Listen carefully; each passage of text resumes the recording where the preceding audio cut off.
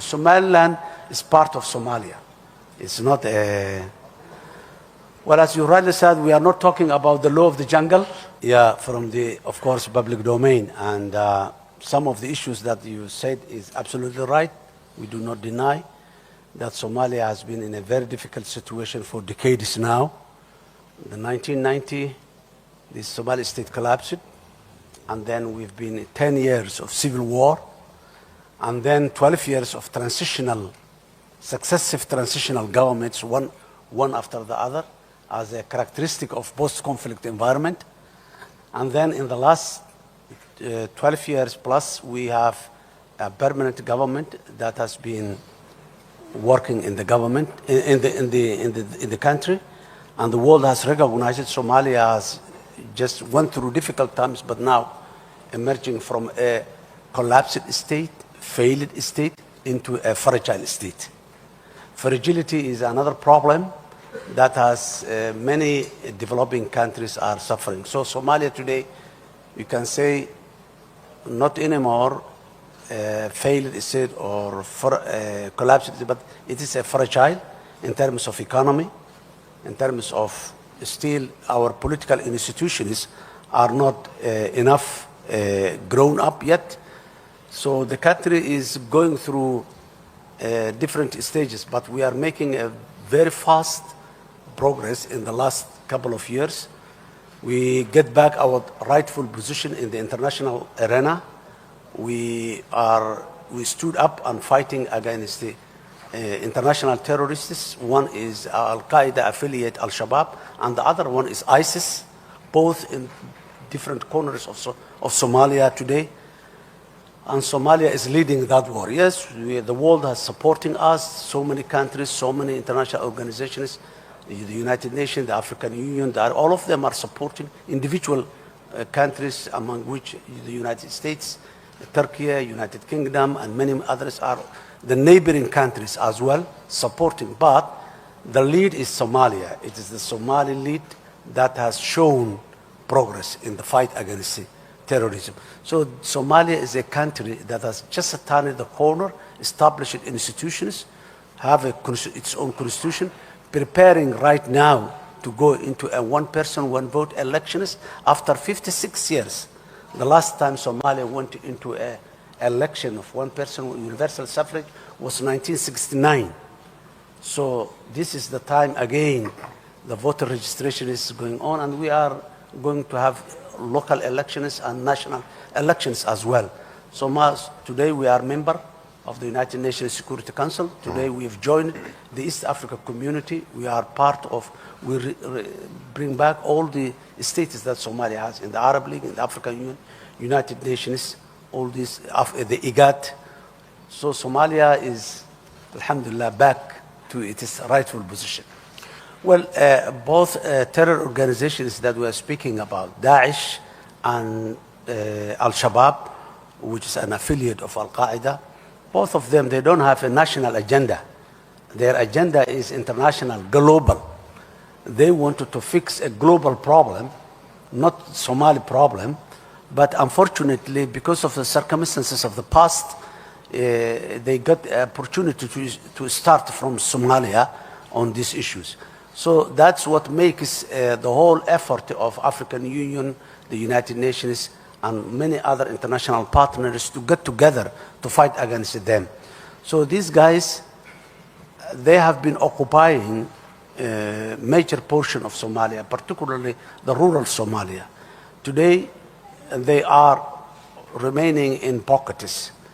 In a war, big war, there are always battlefields that you lose, battlefields that you gain.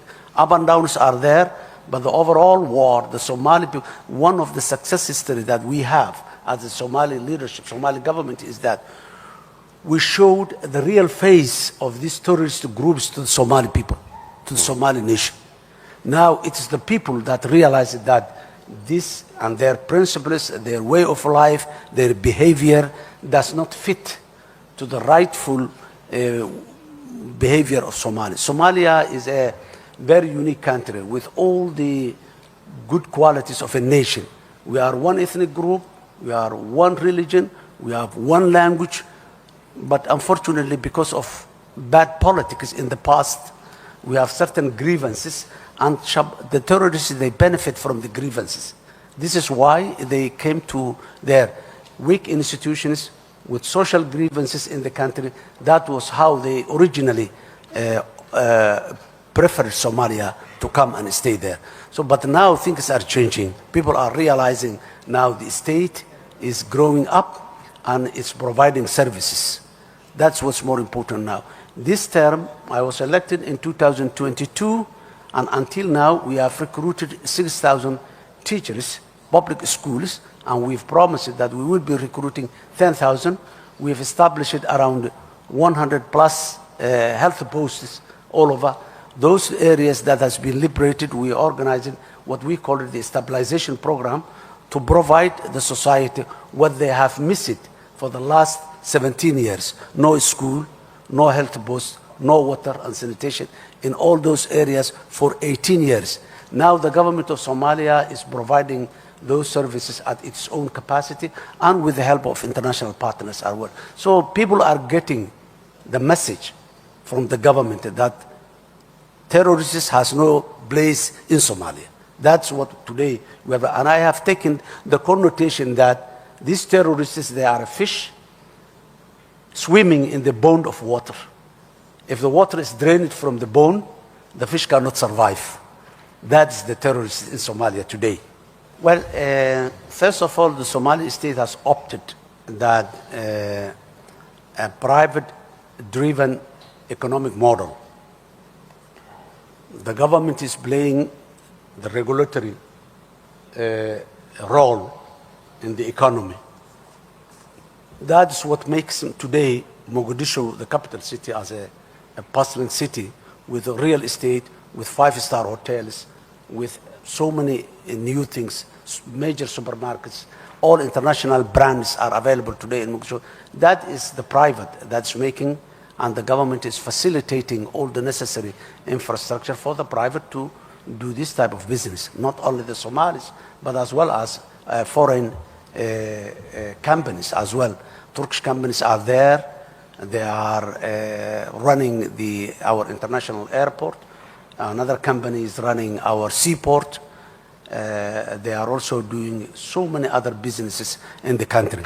Similarly, there are other companies from other parts of the world as well. So that private-driven. And then we have provided two important instruments for that, to support the private-driven economy. One is the National Transformation Plan, which is fixing all the weaknesses of the state institutions so that they can take steps with the fast steps that the private is taking. The National Transformation Plan is a delivery-based from the government side, so that the private entities will have all the necessary facilitation that they need in order to do the business. That's number one. Number two is we established a long-term vision, a vision we call it the Vision 2060. It's a centennial vision. Somalia has become an independent state in 1960, and in 2060 is a centennial stage, that 100 years of how Somalia will look like 2060. That's the picture that we portrayed to the private people, and we showed them this is the future, and this is the regulations and the tools and the instruments that helps you to make that type of investment so that you can be in that position. So that's how the government and the private are working hand in hand to do all these economic development endeavors. Yes, absolutely, you're right, you said rightly. As I said earlier, we have been in a very, very difficult situation for a long time. 3 decades is not a very short period. We believe that morally we represent those nations and peoples throughout the world that has went through that suffering or are still in that difficult situation. So we wanted to be a voice for all those who have a difficulties within them and who needs help, international help, or those who has been created by other forces, circumstances that take them to that level so that the United Nations Security Council can take those burden away from those nations. So you are absolutely right, Ali. We feel that we have that moral obligation to represent those people who are suffering in different corners of Somalia, in different corners of the globe, whether it's under development, whether it's security, whether it is any other exploitation that is taking place, and have a very limited voice, as we used to be decades ago. We need to be a voice for that people. Well, Ali, the world used to be a world of ideology, world of principles. In 21st century, the world is becoming a world of interests. And every country, every nation has some interests in it. But the question is, many of us, the least developed countries, we cannot articulate or we cannot sell the interests that are there in our country, number one. Or we cannot establish the necessary instruments that facilitate people to come and seek after these interests. So that's the challenge that many of the facing. So Somalia is trying to, of course, address those global powers or regional powers or neighbors, whatever, who got an interest in Somalia, to negotiate with them in a way that benefits both of us, mutual interest. Sometimes when it comes to interest, the problem some of the interest has is the interestee, the one who has the interest, would like to get the more. And the powerful one, the powerful partners always would like to take more than the less. So these are the challenges there, but today there is a possibility that it's all about, again, the state institution. Somalia has been there for thousands of years. Interests were there, resources are there, strategic locations are there, but the world has not focused to Somalia as they are focusing today because of the state institutions, the leadership that presents what benefits the world can have Somalia. We cannot be only a recipient of aid. We should not be permanently for the recipient. Now, we are trying to portray that the world can benefit from Somalia. For example, the African Union. First of all, this 21st century, we call it the century of Africa. It's all about Africa, whether it's human resources, whether it's natural resources, whether it's market, all. So African Union has two important initiatives. One is, it's called Agenda 2063, which is a centennial agenda. African Union was established in 1963, so 2063 is a centennial agenda, which is a developmental agenda, very clear. That's number one. Then to make sure that that continental agenda is achieved, Africa has established the African Continental Free Trade Area, whereby business and economic interest is that. Somalia, being on the most eastern tip of the African continent and having more than 3,300 kilometers of coastline in the Indian Ocean, the Gulf of Aden, the Red Sea, we have a very strategic location that can be a gateway for Africa. So a lot of opportunities are there in Somalia to be a continental logistics hub. And it's one of the initiatives that we are selling, which a lot of people are standing for it now. So opportunities are always there, but it all depends on how can you present those opportunities and how can you negotiate those opportunities. Yes, two important aspects again here is that the international community has realized that there is a state institutions that can take the full responsibility of utilizing the local resources in a beneficial way to the public. That's the Somali state. And then the level of commitment. We went through a very serious transformation in our public finance management, in our economic regulations and all this. All those were what has convinced the international partners that Somalia is moving forward with a progressive thinking and mindset. So we did all the necessary reforms, whether it's the fiscal, whether it's the federalism way of doing things, and after more than a decade of going on with the IMF, the World Bank, the other international financing institutions, that a conclusion has been reached that Somalia is potential, so that debt is an obstacle to the progress of Somalia. So the debt has been cancelled and removed from Somalia.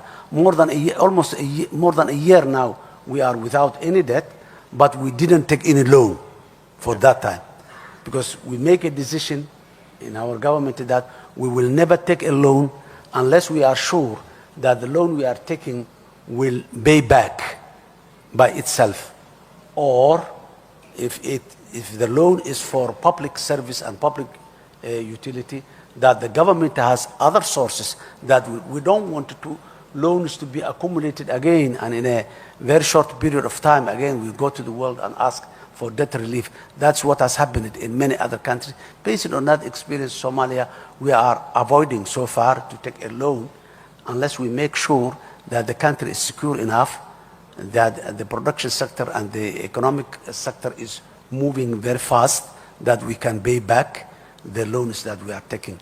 So it depends again on the strength and the potentiality of the public institutions of any country to make sure that no more debts will be.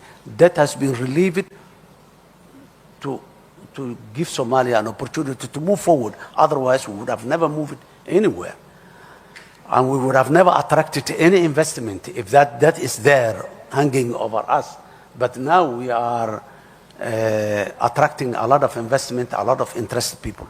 As you rightly said, Somalia and Ethiopia are two neighboring countries. We have close to 2,000 kilometers of border, and we have a lot of commonalities. We have common people, we have common culture, we have, in some aspect, we have common language in some level. And we have a very long history of 700 years. This history was not a good one. It was a very violent history. The crusade, the jihad, and all types of things. And that history has ended in 1990 when both the Somali state and the Ethiopian state collapsed after all these long wars and all this. From there onward, we have been moving. We, from our side, from Somalia, we realized that that cannot be continued. Hostility, conflict, building. Both of us, we are poor countries. One of the main reasons why we are poor countries for the last 1 century, we always have been building military.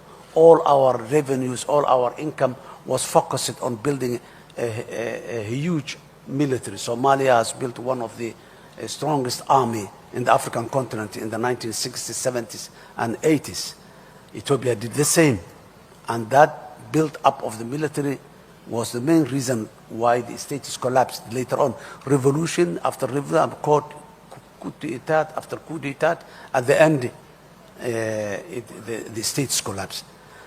So we're working together. Misunderstandings comes up here and there when neighbors are there, but now the Ankara Declaration has opened a new door for the future of our two countries.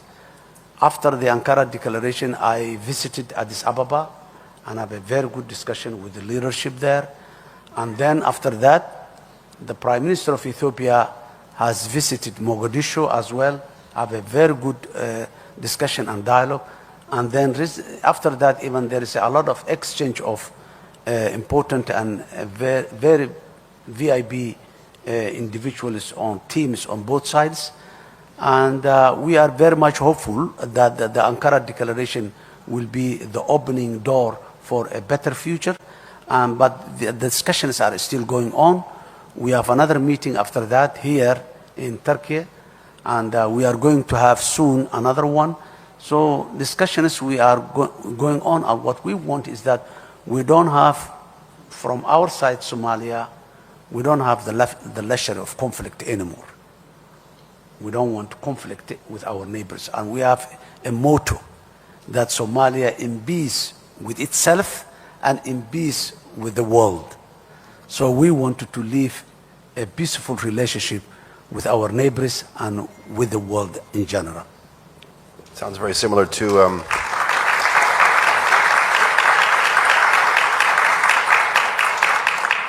one of the mottos of the founding father of this country as well, peace at home, peace abroad. Peace abroad. Mr. President, if you were to allow me, there's a lot of interest to your panel, and I know that we have some journalists who want to ask you some questions. If you have any questions for His Excellency, if you could maybe stand up. Do we have a microphone? Yes. Maybe yes, over here. Thank you so much, our brilliant moderator, Mr. Ali Jan, and Your Excellency. Thank you so much. Maybe if I begin with a quick banter about the ChatGPT, maybe the information that I will be gladly able to share is that Somalia is the founding member of the Organization of African Union, which is now the AU, and at the same time it is the first non-Arab country to join the Arab League. So it's a nation with a lot of history, and His Excellency has outlined it so well. So to begin with my first question, since you are in a diplomatic forum, I will start with the part of the diplomacy. Looking at the Somalia-Turkey relations, which had started previously from humanitarian development and is currently at a win-win cooperation. We have the oil exploration, we have the business partnership, economic and security. How do you assess this success for the people of Somalia and for the world as a model of cooperation? And what is your future expectations of this? My second and final question, Your Excellency and our moderator, is last year we witnessed the Turkey-led Ankara Accord between Somalia and Ethiopia. And we've seen your subsequent visit to Addis Ababa, heightening cooperations between Somalia and Ethiopia, de-escalating the tensions. What lesson does Somalia give to the rest of Africa as far as also Somalia's contribution to mediation is concerned historically, where it used to take part in deflating tension between neighboring countries, and looking at the current situation in Sudan, in DRC, and other parts of Africa? Thank you so much. My name is Nuri from TRT Africa. Nuri. Okay. Thank you. Thank you, Nuri. First of all, the relationship between Somalia and Turkey, I would like to shortly and briefly say how this relationship has started and where it is today. A decade and a half ago, 2010-11, there was a famine in Somalia. 250,000 Somalis starved because of that famine. And the security was a problem, as always. And many of the international humanitarian agencies, they left Somalia claiming that Somalia is not secure enough to deliver. That was the time when President Erdogan, who was the Prime Minister of Turkey at that time, visited Somalia. Not only as a leader, to prove that Somalia can be accessed in terms of humanitarian, he brought there in Mogadishu his family and most of his cabinet. They were there. They visited the IDP camps. They visited all the streets of Mogadishu. President Erdogan, he got off his car and sit with the kids that are playing beside the road and asked them a lot of questions about their life.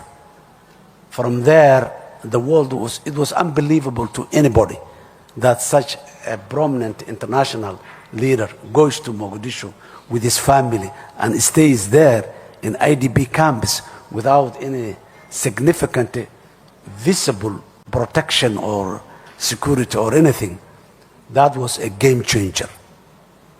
Because of that visit, everybody came back,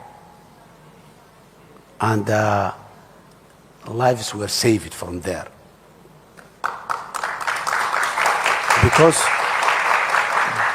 of that visit, hospitals were promised, and today those hospitals are functioning in Mogadishu. Because of that visit, a city, Mogadishu, with a population of that time more than 2 million people, now more than 3 million people, garbage was everywhere, and the Turkish people, not only they sent that, but Turkish boys, they came there and cleaned the city with all the necessary heavy machinery.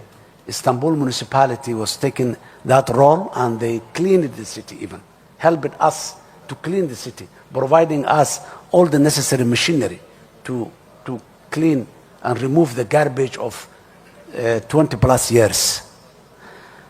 So that has taken the world focus back to Somalia.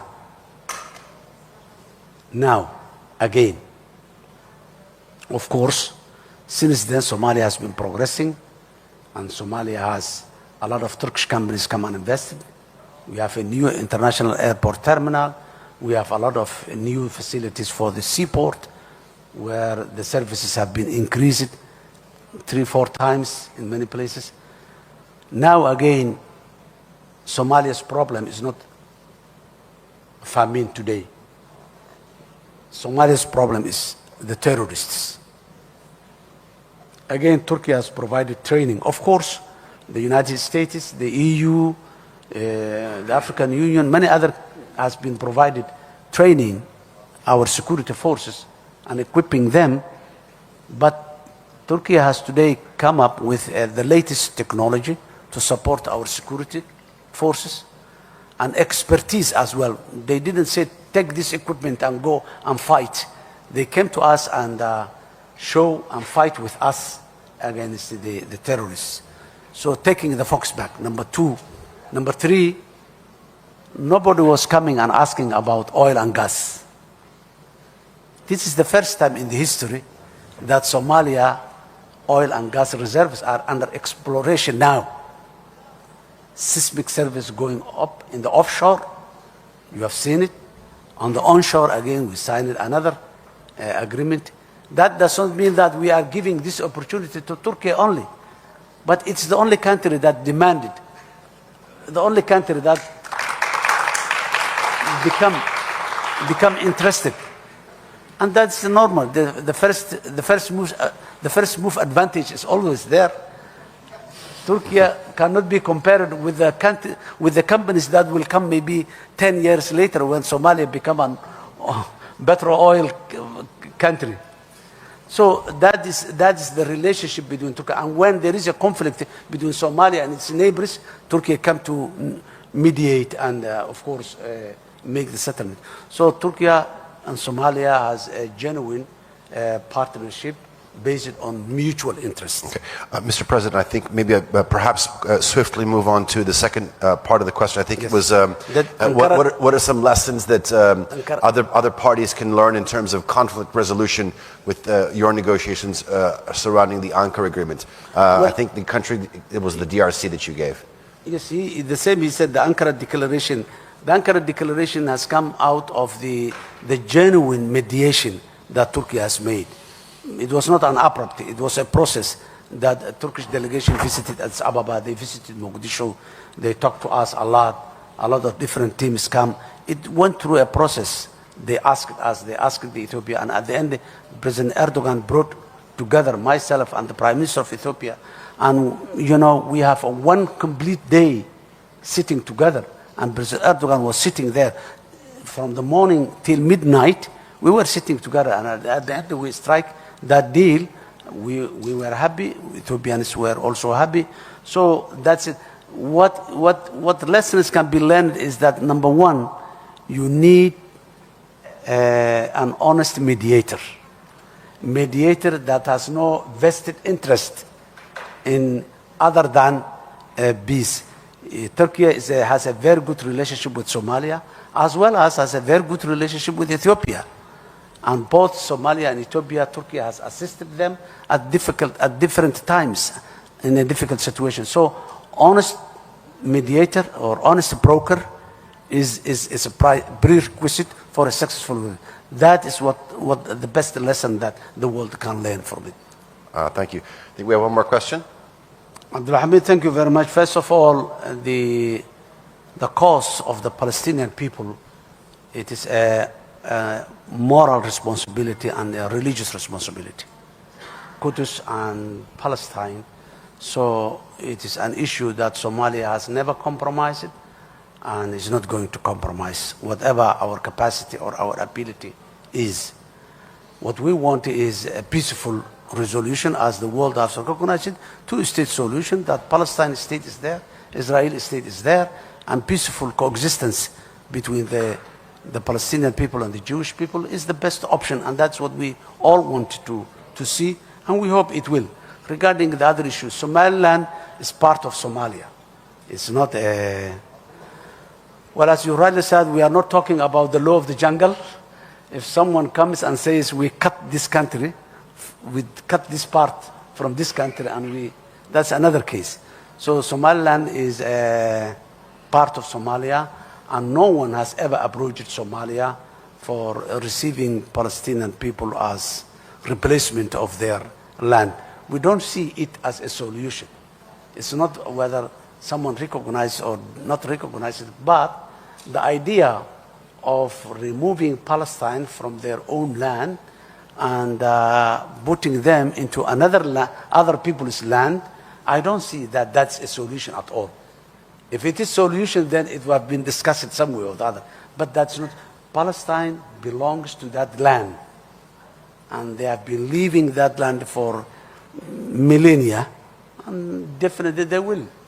So no one has ever approached to us, and if someone says, I recognize X, Y, Z as an independent country, that's not the way the world works. Individual countries can say that, but that will not be very effective. It will only create more problem, more conflict, and more. That will not be, by saying that or by doing that, there will not be a conducive environment for putting other people there. So I'm not hopeful on that. We will hope that, as you rightly said, the world will get back to its mind, and this problem will be resolved. We are very much grateful for those countries who are actively involved in resolving that issue.